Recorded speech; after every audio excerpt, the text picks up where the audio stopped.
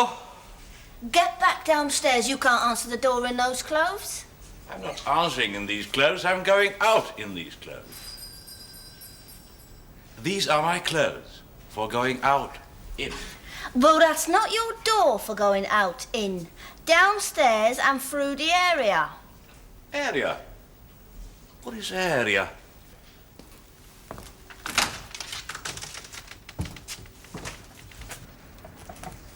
Oh. Oh. Is my brother in? Completely. Asleep. Still? Still? Well, that I think depends. When did you last observe him so? But it's nearly noon. No. It's only nearly 11:30. You may safely admit Yes, me. you have introduced yourself. Unless your brother has more than one sister. He hasn't. And you've introduced yourself too. With your accent. If it's Swedish. It is. How do you do, as the English say, never expecting to be told. Good morning. Cab.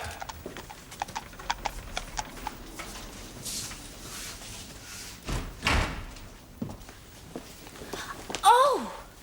Good morning, Sarah. I didn't expect you back today, Miss Elizabeth. I know. You wasn't up there long, hardly a long goodbye. That's all it was just now, too. Hmm? When the captain went out. Captain Ritson? I thought he was still asleep. No, it's my brother who is. I trust Edward isn't too. Edward? Didn't he just answer the door to you? I'm sure he didn't, unless he's caught a Swedish accent from our guests and acquired a gentleman's wardrobe. My luggage ticket, Euston. Would you give it to Edward, please? And his cab fare. I don't think this will be enough, Miss Elizabeth.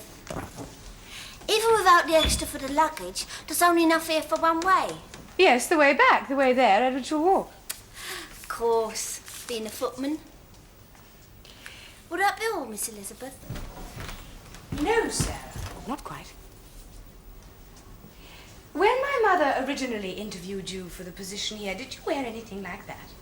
Like this? No, Sarah. Like that. Oh, no, I wasn't in uniform then. Were you in silk? That's the point.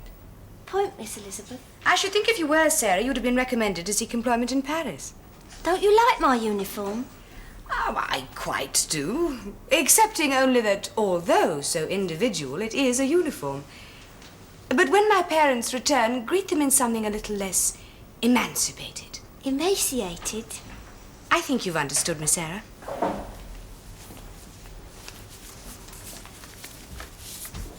Also, Sarah.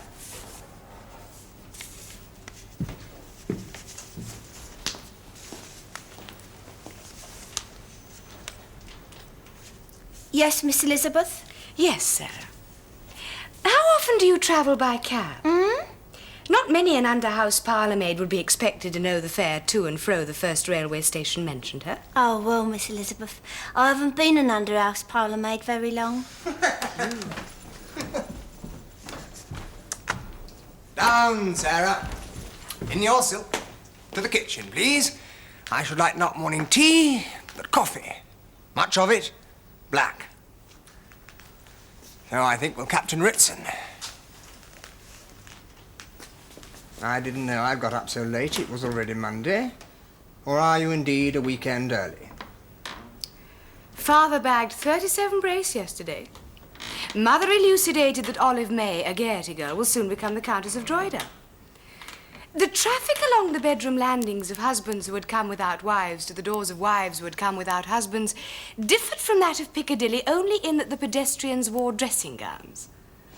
Between the slaughter of grouse, reputations and fidelities, I decided that Perthshire in October was no place for a girl with a social conscience. Oh, Lord, I'd hoped you left yours up there. At a Scottish house party, consciences are deposited in the kirk. They are visited of a Sunday, dusted off and tucked back out of sight again. I prefer to carry mine on my own shoulders where I can see it. Like an organ grinder's monkey, always a beg.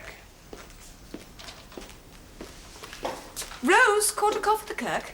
Rose? Armand, who is short for Rosie to our Jewish visitors and for Rosamond to our Gentile.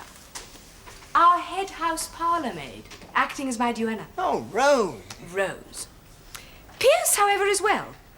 You do remember our chauffeur, now doubling as father's loader. I also remember Hudson, our butler, now doubling as father's valet.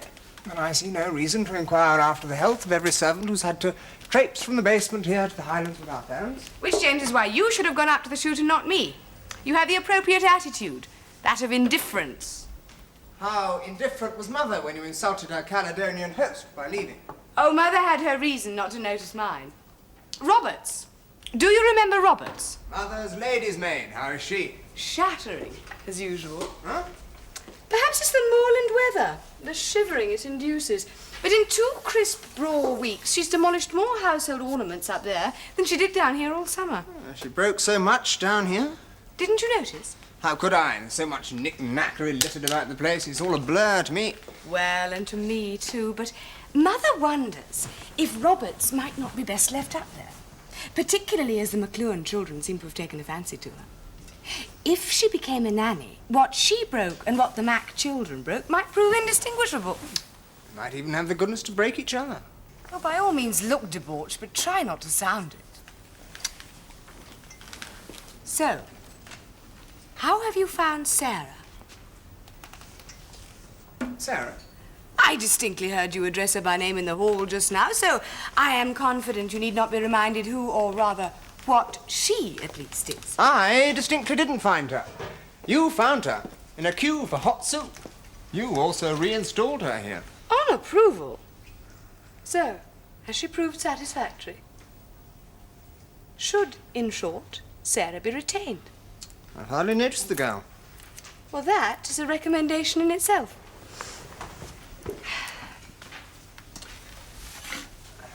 But this isn't. She dusts around. Oh, steady on. Oh. Well, there's so much dust here. Alice must have started you. Oh, no, Rose would have seen. What do you mean? I mean, you can't say that, because if Rose had seen, she'd have reprimanded Alice and had her dust never again around at all. If there'd been anything to see. If she'd seen it, if there had been. Alice? Rose, I don't think you followed me. I don't think you've quite made yourself clear. As clear as the litter you've left on the floor. Huh? Well, no doubt picking it up might occupy Sarah, but one should set servants not any tasks, but examples. Dropping cigar bands on the floor as you just did is only slightly more civilized than spitting out cigar ends. Is that what you propose to do next? I pierced my cigar, didn't you notice? And threw the band in there, look. Threw it so hard it bounced off the flames? Huh? And over the room, through the door to there? And I do fancy I can just perceive an expectorated cigar end. Extraordinary. I could have sworn it. You and Axel aren't going to get along, I fear. Cigar bands are neither here nor there to him either. Axel? Captain Ritson. You are saying it is your guest who has behaved like a pig down here this morning and not yourself? My guest has the cleanly habits of his race. Did I not tell you he would be a Swede? Sure he is. You should not be surprised, therefore, to hear that he is where he is every morning, hard on noon, still in his bath. Oh, yes, I should be. I confess it's a place not commonly frequented by Englishmen every morning, let alone week. I think you're mistaken, James. I think. However scrubbed, he has been a trot and a snuffle about this house while you snored, in your own porcine way, soundly on. He is also an officer and a gentleman. I trust, Elizabeth, when I introduce you to him, you will use language that justifies my describing you as my sister. Pig isn't a word one commonly associates with breeding. Isn't it? I thought that to breed was the purpose of a pig. Hence the expression, all men are pigs. I have never observed, nor heard of it observed, a man give birth. No, it's invariably women who bear the consequences of swinish behaviour. Other than to behave like a pig, what was the purpose of your guest in turning Mother's favourite room into a sty? Well, if anybody did, I did. A noble pretence, James. But as one who does all things by halves, you are not capable of such squalidity. Well, apparently I was this morning. Apparently? Well, who else could have been? It is Sarah's first morning duty to clean these rooms. Since then, the only cigar smoker to set foot, or should I say trotter, in them has been myself.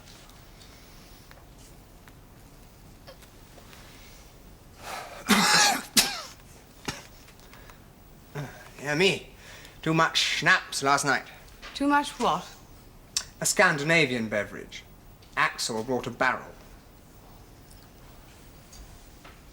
Hardly having noticed, Sarah, how can you so surely adumbrate her duties? To the extent of being in any way confident she touched this room at all this morning. Oh, you smudged the wall. I am confident, Elizabeth, because apart from palpably lighting the fire, she's also palpably tidied away my cigar case. What cigar case?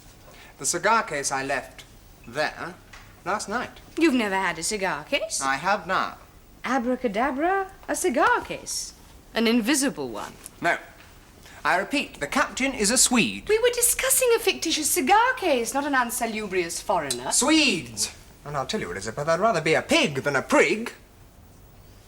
Have the civilized habit of bringing gifts to their host. He brought me a very splendid cigar case. He even had the pleasant thought to have it inscribed not only with my initials, but the crest of my regiment. I'll believe it when I see it. Yes, gold all through. You'll melt it down, or? Or? Might it have more value as the frame it is? I haven't seen one like it before. Oh, it would be sacrilege to separate it from the portrait. This is Tudor. You'll burn the portrait. Burn it? No, no. Yes, yes, it's a family heirloom. It could be very easily traced. Not on the continent. Ah.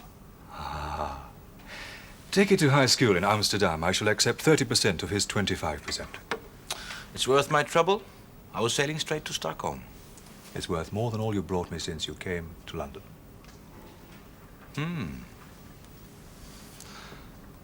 Well, there are another 6. I advise you strongly to attend to them, forgetting all else. This, however, is by no means glass. And it is by no means of irresistible value. Leave it. I'll reset the diamond in an engagement ring. I'll leave you this instead. By itself, this is scarcely worth leaving. But with the other pieces from the set. How will you bring them? One by one? None by none. Keep that one for surrendering. Surrendering. To whom? I shall tell you before I leave. Skål. En snaps smakar bra även ur en engelsk kaffekopp. Den smakar bra. Gör vad som helst. Skål.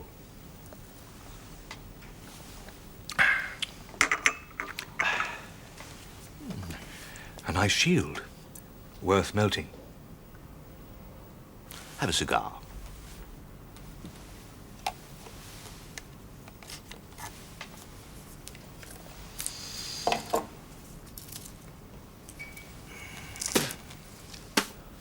You'll see my cigar case when Sarah returns it to me. There's no need to bluster, James. It's a sign of mendacity. I am indifferent to your insults. You always were a spiteful sister. You're aging into a worse spinster.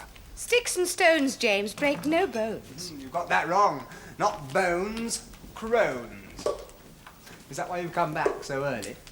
Assumed, have you, so correctly that my guest is a bachelor. Oh, really, Jimmy child? Curiosity thrilled the cat, huh? I will decide the precise curiosity value of your cigar-biting friend when he returns. At the moment, I am fully occupied by Mother's request to see if the maid I've engaged is proving satisfactory. If by that you mean Sarah, stop play-acting. I heard you tell the girl not to wear silk, so you decided to retain her before you arrived. That was before she took so long to bring the coffee you ordered. Oh, well, if I'd forgotten it, why shouldn't she? Didn't you hear me mention Axel to her? Isn't it possible that she is listening for him to come down, not wishing my coffee to get cold, while I, polite as ever, await him? Captain Axel Ritson has come down. And Captain Axel Ritson has gone out. When? He passed me at the door. And I told Sarah so. Really? Never known him to get up before noon previously? Except on manoeuvres? He didn't impress me as a rip. Why should he have? Well, with this hint and that, you led me to expect one. Instead, I saw a man who looked the part, but behaved like a metronome. I led you to expect someone who'd come and go while you were away. Ah, am I untimely? Huh? Have you been romping here? Romping? Schnapping. I never knew that beverage had the aroma of lavender. It hasn't. Well, this sofa has. And that chair exudes attar of roses. My guest, Elizabeth, is here on his military duties. I am merely returning the hospitality in every possible particular that he afforded me when I was in his country on duty. Romping has nothing to do with it. Find my cigar case, Sarah. Sir? I left, Never mind. Sarah?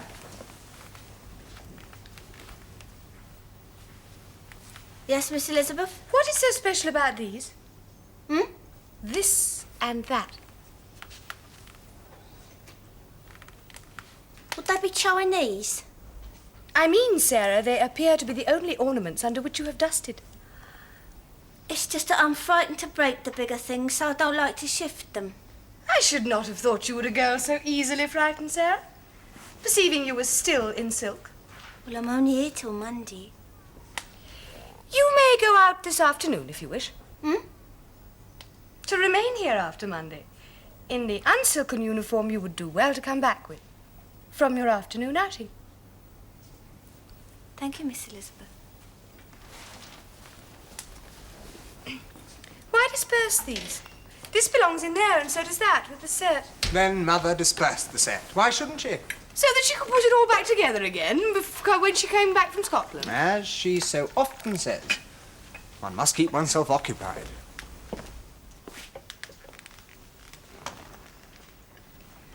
What is getting up at midday to do with? The gallant captain's military duties? Or shall it transpire that he is in as much need to recover from these nightly romps as are you? It has to do, Elizabeth, with the arduous nature of his military duties. Oh? I recollect when I was in Sweden observing manoeuvres for the War Office, my duties were so pressing I never got into plain clothes. You will see that the captain suffers the same inconvenience. By plain clothes you mean what? That he is so constantly on duty that he invariably wears his regimental uniform. Surely you noticed that at the door. Well, if that was a uniform, James, it was a most unprecedented one. The colour of snuff and not a brass button in sight. Good morning. Morning. Ah. So early. And so charming. But are you Flossie? Or Flo? I am to guess. Flossie or Flo who? This is my sister, Elizabeth. I assure you I am no less charmed. Elizabeth. But will Flossie and Flo no less be too when they arrive for their afternoon romp and find me present? Romp? What is romp? More to the point, sir. Who are you? Captain... James, please introduce me. My sister well knows who you are, Captain Ritson. I didn't hear you go out, nor return. Out. Out?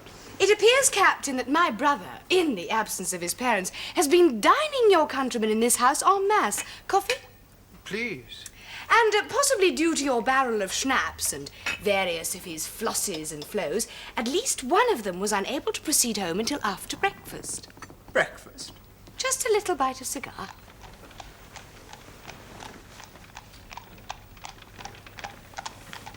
Flossie or Flo?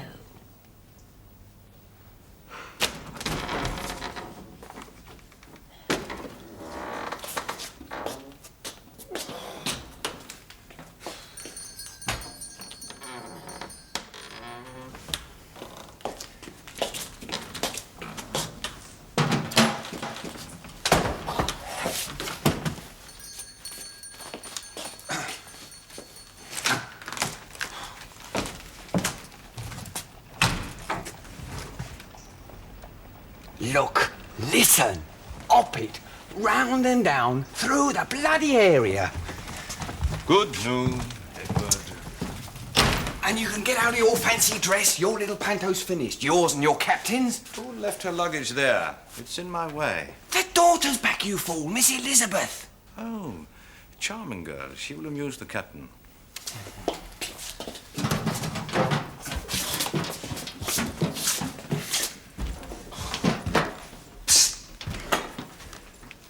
Look, get back down there. If she sees you, it'll take more than your precious captain to defend you. Did you drop something? Yes, a hint as big as... Look.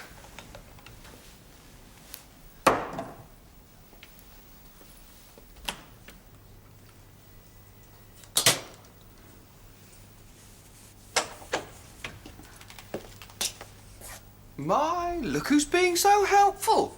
You don't mind me helping Mrs. Bridges now, do you? Well, the cook likes to be helped in her kitchen. Not in my pantry, you know. And I like manly company. Well, if I'd have known that, I'd have had you help me out with the luggage just now. Oh, but that was woman's luggage. Ooh, what is it? Garlic. Oh, it's horrible. Well, if Swedes like it. Filthy beasts. Not fit for a dago. Now, Sarah, don't you be so prim, or you'll come to no proper end.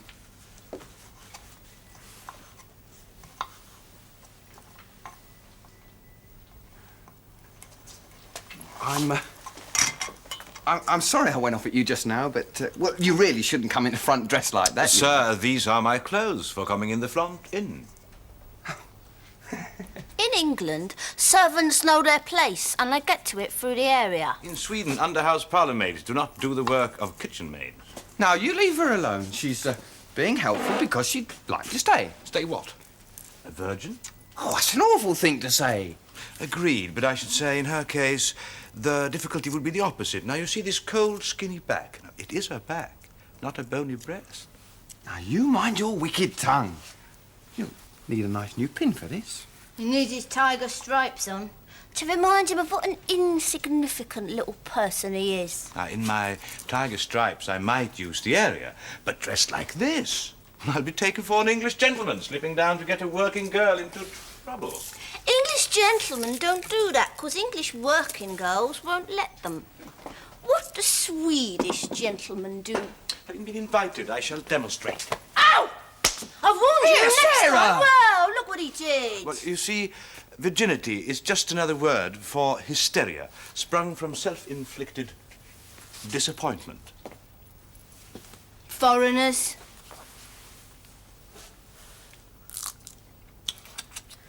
They're all the same. Different.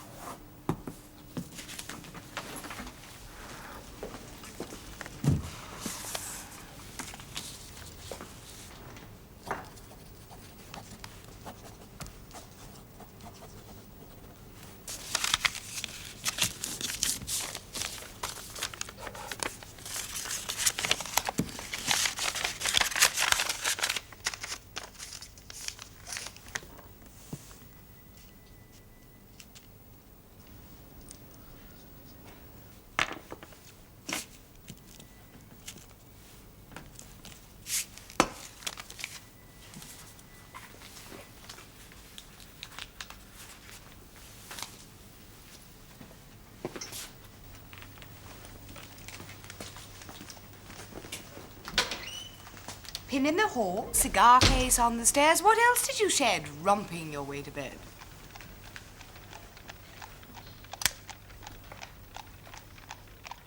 Yes. This time, yes. Flossie and Flo. What makes you so sure? Experience. They're acquaintances of James, but I am a gentleman they have not met before, so, like all English ladies consumed by curiosity, they will be punctual. Your experience should tell you, Captain, that in England, ladies do not call on gentlemen at all. In Sweden, every woman is a lady to every gentleman. Do you play cards? What? Flossie and Flo do. It said they'll stick their clothes in a hand and lose with a smile. Before luncheon? Luncheon? If they are as expert as James has promised, the game will not come to a climax until after dinner. Then bon appetit, or should I say bon romp? The Dowager Duchess of Emira and the Dowager Marchioness of Colenso. Ha! Yes. Elizabeth! This is Captain Ritson. Ha! Why are you in uniform? To do battle. Ha ha! You filled out, hasn't she, Flo? Yes, Flossie. Where did you get that marvellously bloody colour? Scotland.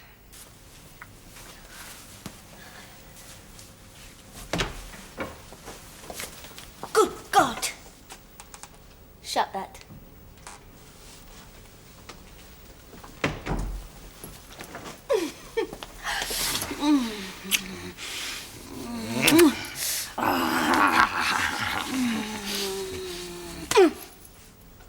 Hey, what's that? We're not in the kitchen. I've got to go out. Out for what? I've got to buy myself a cotton uniform. I've been asked to stay. That's good you've been asked.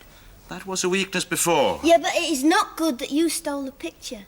You did, didn't you? Only to save you the trouble. Yeah, but you left a mark on the wall. Who cares? We will not be taking the wall.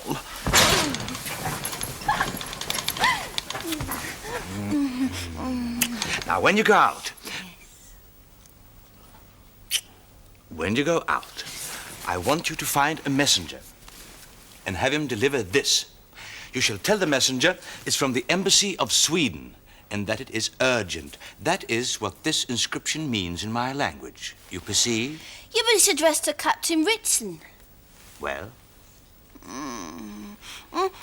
He's here now. So here is where you will tell the messenger to deliver. Now in Sweden you will behave like a Swedish girl. That is without question.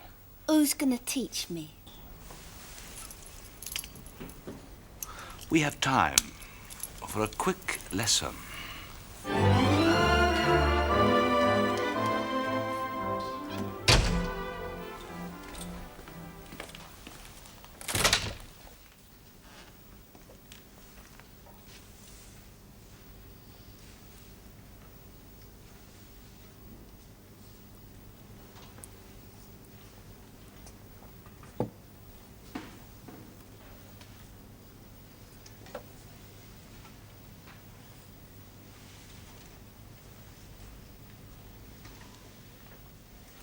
Yes.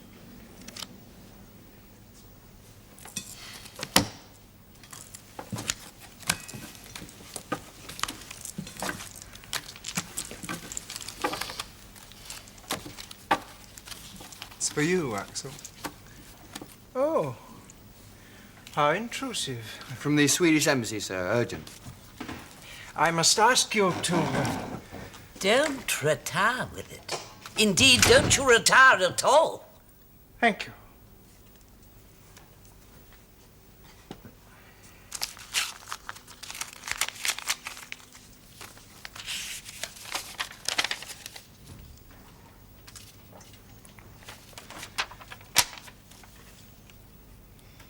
I don't read Swedish. I'm summoned to Stockholm. Never mind Stockholm. I regret I must, immediately. I must remind you, sir, you are ahead. It is not a position from which an officer and a gentleman may propose to stop play. I do not propose. This insists.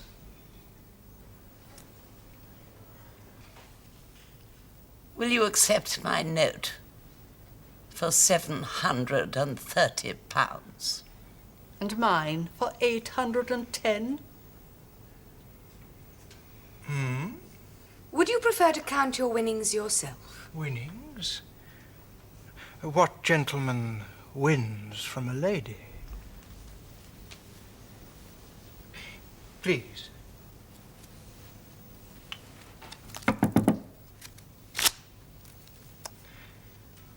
Hearts.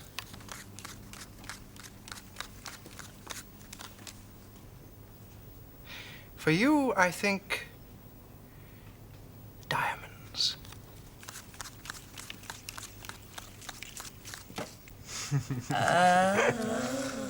Why do you do it? Winning is so easy, cheating so dangerous. But you handsome goose, think of the risk. I always do, and always survive it. But one day you will be accused before you've time to explain, and then your reputation will be gone. That is the essence of the excitement. What more can a man risk than his reputation? And how else so surely, yet innocently? It's more dangerous than you think. I was pretty sure you were cheating. No. As a player, you knew I was cheating. As my friend, you weren't quite sure. Now, I may go. Oh. I shall shake your hand on my way out in only a few moments. Torquil will remain behind to receive some things I've purchased for gifts upon my homecoming and will follow as best he can. Torquil? Torquil Craft, his groom and batsman. Or as the English say, because of the waistcoat, my tiger.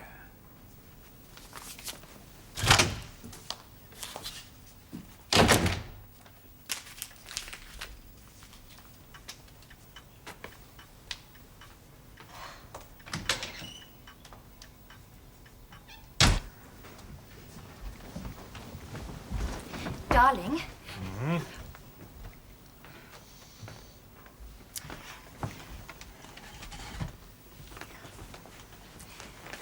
Darling, this is Torquil's friend.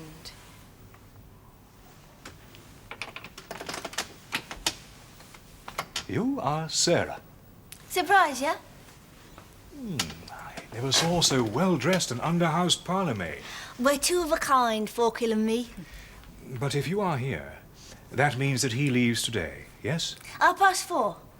Message delivered. You're very calm. Hmm? Torquil told me what you've agreed to do. Wait, your parcel. Oh, my horrible cotton uniform. Still, I'll only have to wear it a couple of hours. If you do what Torquil said you've agreed to. I shall do it at 4 o'clock sharp. Tell Torquil that. With this? With that. Until 4 o'clock, then. I don't suppose we'll meet again. Perhaps. He promises me every year he'll show me his Stockholm. Oh, well, I'll send you a postcard when I get there next week, and I'll get Torquil to send you one as well. Oh, would that be dangerous? How could it be? It would be evidence linking us, surely. Evidence? Oh, that is a policeman's word. Besides, aren't you forgetting it won't be a real policeman? Silly me. Yes, Sarah. Silly you.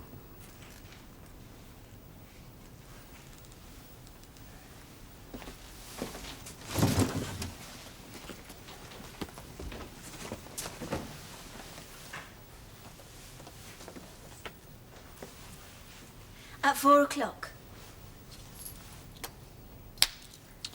Good. And then I shall give this back and say my piece. And I'll get into this and say mine. Speak to no stranger on the ferry.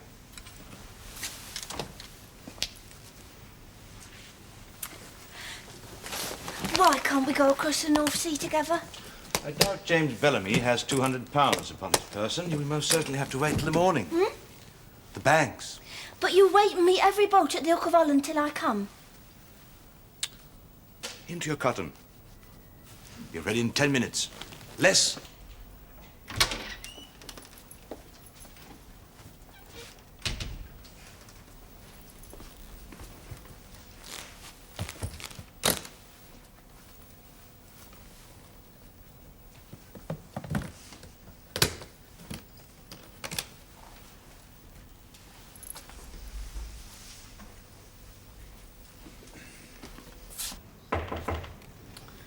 Come in.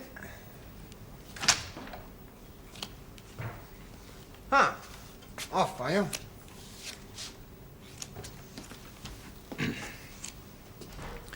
Might I ask you, sir, did you give my master this? Huh? When he told me he was going ahead under urgent orders, I opened a suitcase to begin packing. He told me he'd already packed and I should need only to bring his luggage with me, which I found curious. I had the suitcase open, you see, sir, and he saw me perceive this. What was even more curious is that he seemed to have a need to say something about it. To me, his servant. What he said was that you had given it him as a farewell present. What is even more curious, Kraft, is your behavior as a servant in the absence of your master. It is not the first time, sir, that I have taken measures to preserve the honor he delights to put at risk. I can best explain by saying that when he plays cards, Yes. he I know. What's the connection with that? He not only pretends to cheat, he pretends to steal. It's due to the Scandinavian sickness. Huh? Boredom, sir. The long winter nights, I believe. Well, unfortunately, last winter was so protracted, I've feared all summer he will for once take too big a risk. He returns these things, you see, with a teasing letter. Then you'd better take it with you, so that he can have his fun. I am perturbed. I did not see the contents of the light bag he took. Please thank him for the schnapps he has left me. Sets like that always have 10 pieces. Today I can count only 8 in the house, including this one. Kraft! I am utterly fed up with being asked by all and sundry about the peregrinations of those objects. Now, it is possible that they were shifted in order to make it more difficult to notice how many remained. The tie-pin you're wearing and that cigar case you're just opening, the captain tried to take them too. I found them and made sure your footman found them too, so to speak. I fear that's why the captain has gone without me. He realizes what I've done and is too furious to tolerate my presence till he's calmed down. I'm not surprised. It was most uppity of you. Yesterday I made sure your cook found your cufflinks, and the day before that the under-house parlour maid found your gold pencil. Were you not suspicious about all those objects disappearing? My objects are always disappearing. Then, sir, you would not be able to say if everything was in its place now. You do see my point. No. If anything has disappeared, it will eventually return according to your own statements. But in what manner, sir? Frequently, to extend the risk, he places pieces in pawn and sends the ticket with the money draft for redemption. Now, what if an item of value arises suspicion? What if the police are advised before the captain has explained? From the way they have returned the things they thought they found, you know you have honest servants. But even so, your whole household will fall under suspicion. What will you tell the police? That a friend took it in jest? What if red roses turn blue? You might not be present when the police called, sir. Perhaps your sister would recall the captain from the jeweller's description. Yes. I apologize. You did well to warn me. Better surely, sir, if someone with no real reputation to lose sacrificed it. Huh? The under-house parlour maid. Sarah? The captain, I regret to say, has taste for younger women than the ladies to whom you've introduced him. Are you daring to suggest... No, sir, to tell. I trust she shan't have to bear the consequences of his tastes, but I don't see why she should suffer for his pranks. She's quite willing to, for suitable compensation. Ah. No, sir, not blackmail, compensation. If anything should be brought here by the police, she will then say she pawned it. If you will then say you gave it her. Good Lord, gave it her? Why? For services rendered, sir. By night. Except you will hardly need to say so. It's the only explanation to spring to mind. To a dirty mind. Policemen are only human too, sir. And what is Sarah? Gossip like that in every decent house in London will be closed to her. Therefore, if the occasion arises, she will accept £200. 6 or 7 years' wages. I'm sure, too, sir, when the captain hears, he will contribute another 200 and insist upon recompensing you. And you, Kraft? What will be your reward? Oh, I have that, sir. Always, in the estimation my master has for me. Sir? Eh? The police, sir, and a person whose name I could not catch. A foreign name, sir.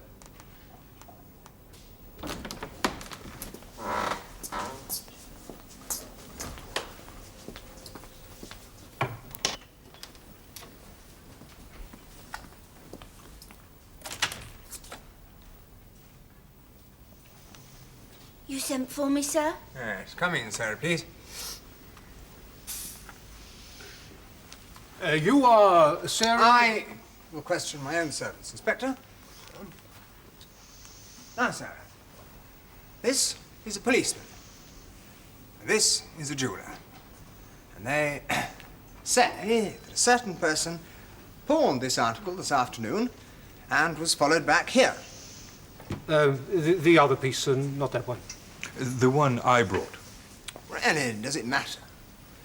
Was followed back here, Sarah, because the jeweller took it upon himself to think it suspicious that so well-dressed a person should want to pawn anything. Now, Sarah, have you anything you feel you might say about it? I don't know the precise value of it, but I should think it would fetch £200.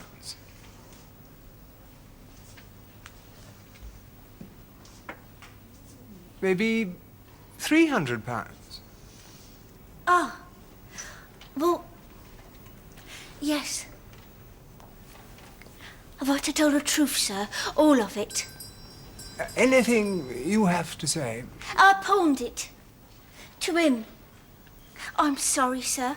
I haven't pawned everything you've given me, but I thought, well, if someone was to come into my room and see that, they might tumble to us and...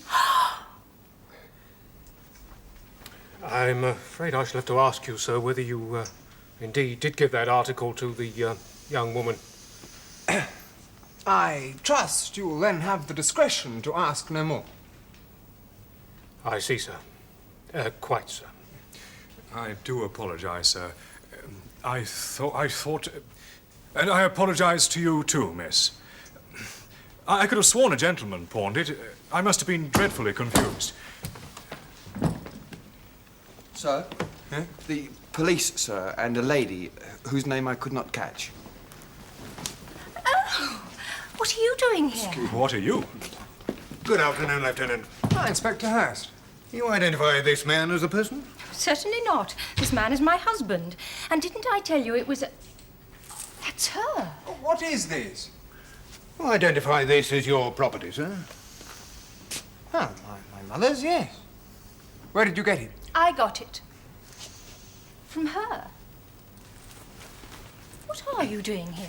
I thought that I had received stolen property. I went to the police. Two of us. Mm-hmm. We have two shops, you see. When this girl brought that miniature, I could tell at a glance it was a Hilliard, but I made sure of it with the National Portrait Society. They were able to tell, and it's of enormous value. Hardly the thing to be given lightly to a servant. Given? To a servant? Now I know that I confuse nobody. That was the woman. Good heavens, she's probably been pawning things all over London all afternoon. I didn't. I bought this cotton uniform. Look! I must ask you, sir, most regretfully, why you've attempted to shield a thief. Will you permit a foreigner?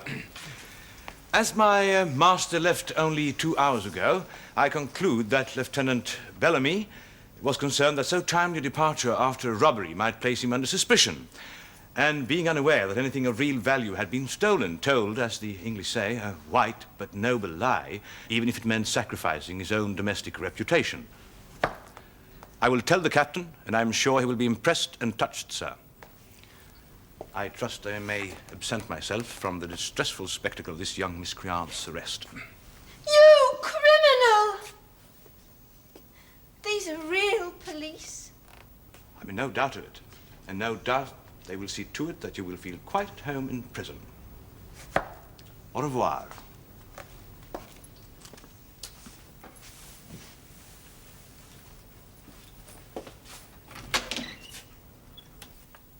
Het is ongewoon goed weer voor Amsterdam. What does he say? That it is unusually good weather for Amsterdam. It's raining. It's his way of saying that the miniatures are genuine. Ja, ja, beroemd stelletje. Maar... What now? He says it's a famous set. Daar is 7. But there should be 7. Ja, jammer, die alleen 6 gestolen heeft. Yeah, such a pity we stole only 6. Tell him one had to be sacrificed to my reputation. So hard to preserve what's left of it since I was court-martialed over that unfortunate card game with my colonel.